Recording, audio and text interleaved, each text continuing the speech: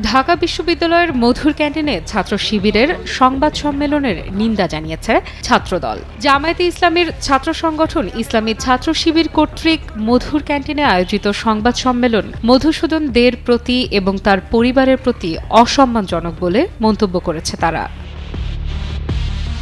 23 ফেব্রুয়ারি এক বিবৃতিতে ছাত্রদলের পক্ষ থেকে বলা হয়, 1971 সালের 25শে মার্চ পাক হানাদার বাহিনী কর্তৃক পরিচালিত অপারেশন সার্চলাইটে হানাদার বাহিনীর হাতে শহীদ হন ঢাকা বিশ্ববিদ্যালয়ের ছাত্র রাজনীতির সূতিকাগার ঐতিহাসিক মধুর ক্যান্টিনের প্রতিষ্ঠাতা স্বত্বাধিকারী মধুসূদন দে। বিবৃতিতে বলা হয়, শহীদ মধুদার হত্যাকাণ্ডের নৈতিক দায় জামায়াতে ইসলামী, তাদের ছাত্র সংগঠন ইসলামী ছাত্র সংঘ, পরবর্তীতে ইসলামী ছাত্র শিবিরকে নিতে হবে।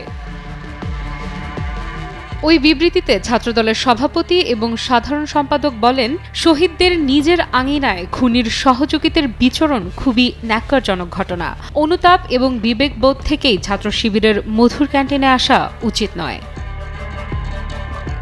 Desk report, news 24।